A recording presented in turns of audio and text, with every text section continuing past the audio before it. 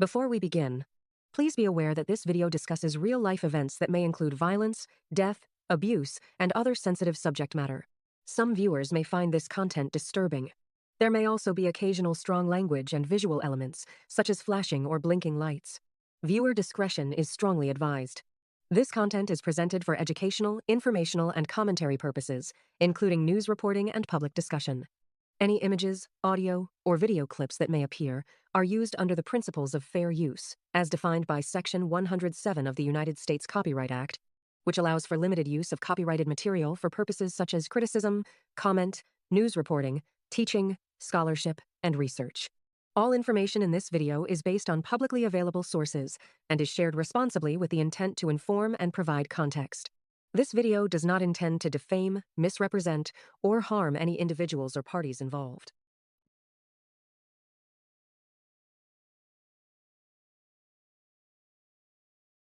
On the night of December 31st, 2017, a quiet residential neighborhood in Long Branch, New Jersey, became the setting for a tragedy that would leave a lasting impact on both a family and an entire community.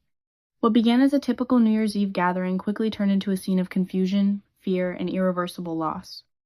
Inside the home, members of the Kologi family had gathered together to celebrate the upcoming new year. Multiple generations were present, sharing time together in what was described as a normal and relaxed environment. As midnight approached, there was nothing to indicate that anything was wrong. Conversations continued, people moved throughout the home, and the night carried on as expected. Among those present was 6-year-old Scott Kologi. At some point during the evening, he went upstairs to his room. This action did not raise concern at the time. It was a routine part of the evening, something that would not have stood out to anyone in the home. However, within a short period of time, the atmosphere would shift dramatically. The first indication that something was wrong came in the form of a sudden sound described as a loud popping noise followed by a groan. At first, confusion set in. It was unclear what had caused the noise, but almost immediately, more popping sounds followed. In a matter of seconds, those inside the home began to realize that what they were hearing was gunfire. Panic spread quickly. Family members reacted instinctively, attempting to flee or find places to hide. The sense of safety that had existed just moments before was replaced with fear and uncertainty. In situations like this, events unfold rapidly, leaving little time to fully process what is happening. As the chaos unfolded, Scott Kologi came down from upstairs holding a rifle. Witnesses later described his demeanor as calm and expressionless. He did not shout or make any verbal threats. Instead, he moved through the home in silence. Within a very short period of time, multiple family members had been shot. Emergency calls were made during the incident. Individuals inside and outside the home contacted 911, reporting that there was an active and dangerous situation involving gunfire. The urgency of these calls prompted a rapid law enforcement response. When officers arrived, they were entering a situation that was still potentially active. With limited information and the possibility that the threat remained inside, they proceeded carefully. Upon entering the home, they encountered a victim near the base of the stairs. At that moment, the situation was still unclear. Shortly after, officers heard a voice coming from upstairs. They issued commands for the individual to show his hands. The suspect complied, and Scott Kologi was taken into custody without further incident. The firearm believed to have been used in the shootings was recovered, and the home was secured. As investigators began processing the scene, the full extent of the tragedy became clear. 4 members of the immediate family, his father, mother, sister, and brother, had sustained fatal gunshot wounds. The loss was both immediate and devastating. The investigation involved careful documentation of the crime scene. This included the collection of physical evidence such as the firearm, ammunition, and ballistic information. Investigators also worked to reconstruct the sequence of events, determining how the incident unfolded within the home. Following his arrest, Scott Kologi was interviewed by investigators. During questioning, he admitted to carrying out the shootings. He described experiencing a sense of detachment during the incident, as though he was not fully connected to his actions. Statements like these are sometimes noted in cases involving extreme events, though they do not provide a complete explanation. Investigators also learned that he had previously experienced troubling thoughts. He acknowledged that he had thought about harming family members before the incident occurred. In addition, there was evidence that he had taken steps to prepare, including researching aspects related to the weapon used. As more details emerged, family members and others familiar with him described a pattern of isolation. He was often characterized as quiet and withdrawn, with limited social interaction. There were also reports that he had expressed a desire to seek help regarding his thoughts. These concerns, while present, did not result in intervention prior to the incident.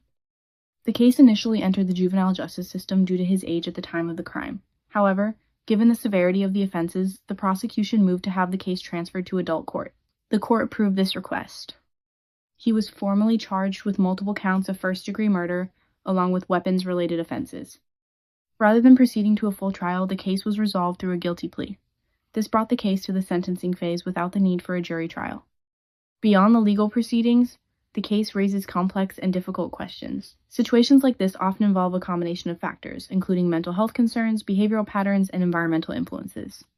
The sense of detachment described during the incident is sometimes associated with dissociative experiences, where an individual feels disconnected from reality or their own actions. However, no single explanation can fully account for events of this nature. One of the most challenging aspects of cases like this is the presence of potential warning signs. This raises important questions about recognition, communication, and access to support. Understanding when and how to intervene is not always clear, but it remains a critical part of prevention efforts. The impact of this case extended far beyond the individuals directly involved. Incidents like this often leave lasting emotional and psychological effects on those connected to the victims, as well as on the broader public. In the end, what began as an ordinary New Year's Eve ended in tragedy. A moment meant for reflection and celebration became one defined by loss and unanswered questions. While the legal case has concluded, the broader implications continue to resonate. Cases like this serve as a reminder of the importance of awareness, communication, and early intervention when concerning behaviors are observed. While not every situation leads to violence, taking such concerns seriously can play an important role in preventing escalation. The Long Branch family tragedy remains a deeply unsettling case, one that underscores how quickly circumstances can change, and how critical it is to recognize and respond to warning signs before they reach a breaking point. Before I end this video, I just want to say thank you so much for taking the time to watch. This is my very first true crime video that I've created and put together myself, so I know there's definitely room for improvement. I'm really looking forward to growing and getting better with each video as I continue learning and gaining more experience. If you have any thoughts, suggestions, or constructive criticism, I would truly appreciate it.